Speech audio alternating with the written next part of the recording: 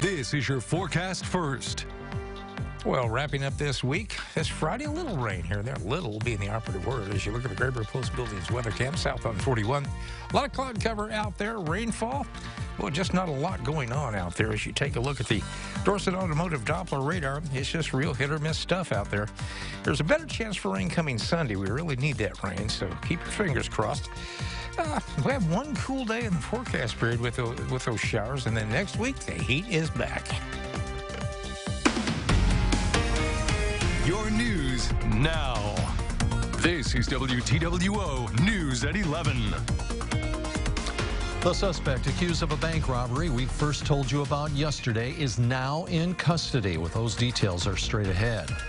And a local man convicted of murder is released from prison. We'll have the latest.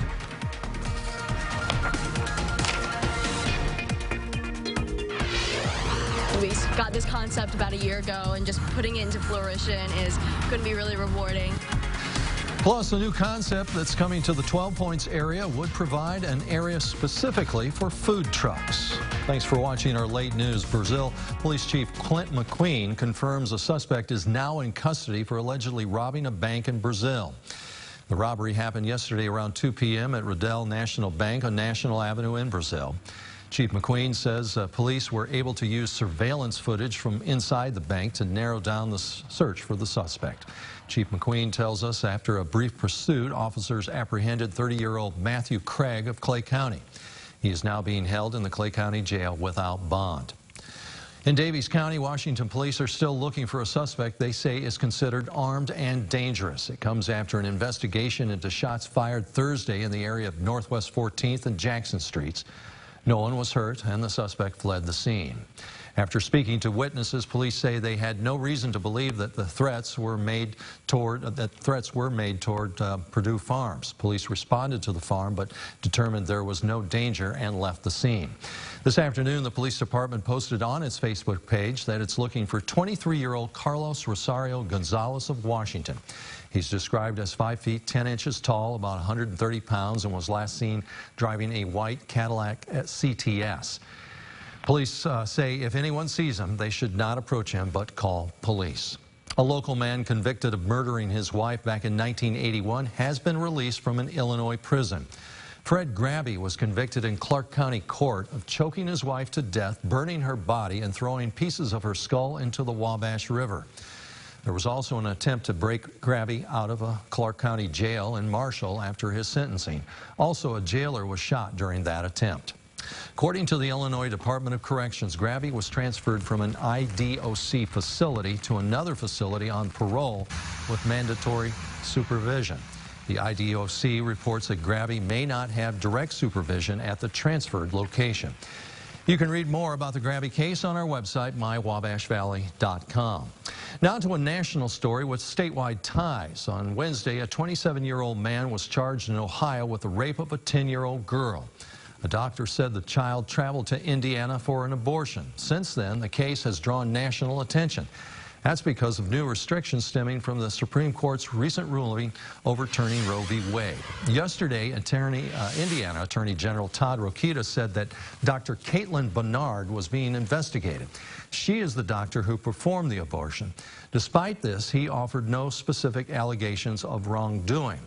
Tonight, Max Lewis explains why legal battles such as this one may become more common. Attorney General Todd Rokita has repeatedly denied our interview requests about his investigation into Dr. Caitlin Bernard.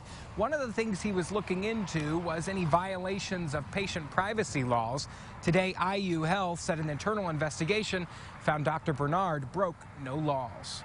Dr. Bernard has also been under investigation by Attorney General Rokita over accusations she failed to report the abortion on the 10-year-old rape victim to the state. Then we have this abortion activist acting as a doctor with a history of failing to report. However, a terminated pregnancy report we obtained from the Indiana Department of Health shows the abortion was performed on June 30th and the report was filed on July 2nd. That falls within the 3-day time frame that the state requires to report abortions on patients under 16. I believe that Attorney General Rokita was basically engaging in a political witch hunt. IU law professor Jody Madeira says based on what she's seen, Rokita spoke too soon. However, she said the legal fights over abortion are not going away. I think the Dobbs decision was just the very beginning of something that's going to resonate in our courts for a very long time. When the Indiana legislature meets for a special session in a little over a week, an abortion ban will be on the table. Madeira said it won't go unchallenged. All of these abortion reform measures that are now taking place across the country, including in Indiana, are going to be challenged. While Madeira doesn't expect a total ban, she said it's possible Rokita will be given power to intercede in local cases. She said that could create tricky legal ground. That would allow Attorney General Rokita to weigh in when local prosecutors do not exercise discretion and do not prosecute within certain cases. And one wonders whether the politicking will continue when he intervenes in those local situations. Now, Dr. Bernard's attorney has since sent a cease and desist letter to Attorney General Rokita. Her attorney states that Rokita made, quote, false and misleading statements about Dr. Bernard on Fox News, along with statements to local media that cast Bernard, quote, in a false light and alleged misconduct in her profession, end quote. You may no longer need to search around town to find your favorite food truck. A new concept that's coming to the 12 Points area would provide an area specifically for food trucks to set up. It's called the Truck Stop. Terry Craig caught up with the founder of this idea and a local food truck owner about this new and unique idea. Although just an empty space right now, soon this space on Lafayette Avenue and 12 Points will be a hub for food trucks. Terre Haute native Bo Turner is the mastermind behind the Truck Stop idea. She says she got the idea while traveling in Oregon and says it was a no-brainer for her to bring an area for food trucks to Terre Haute. We got this concept about a year ago, and just putting it into fruition is going to be really rewarding. I hope that everything, works out, and we're going to have a great time. Heather Maria Cooper takes her Mama Maria's food trailer all around the community. When hearing the news of the Truck Stop, she says it could be a big opportunity. If there's, masses of people, then there's plenty to go around for everyone. And so I am optimistic. I'm certainly going to give it a try. Step one for Turner is to build up the space by adding more green area and creating a more welcoming environment for food trucks and the community. Either through a pop-up situation, or people can be here for longer lengths as needed, but building up a community space, having a really cool outside vibes, and having people enjoy the great food in Terre Haute. We're open to pop-up, we're open to staying in one spot, we're open to catering. We're a one-size-fits-all little establishment. Cooper says she's excited for the future of the Truck Stop, not only for her business, but also for the growth of the 12 Points community. We enjoy the outdoor life with a moving, thriving community that is growing together and excited about where they live. Turner says she hopes to have this space up and running with food trucks sometime in the fall. Reporting in Terre Haute, I'm Terry Craig. Now, if you're a food truck owner who would like to join the Truck Stop, we'll have a link to the vendor application on our website, mywabashvalley.com.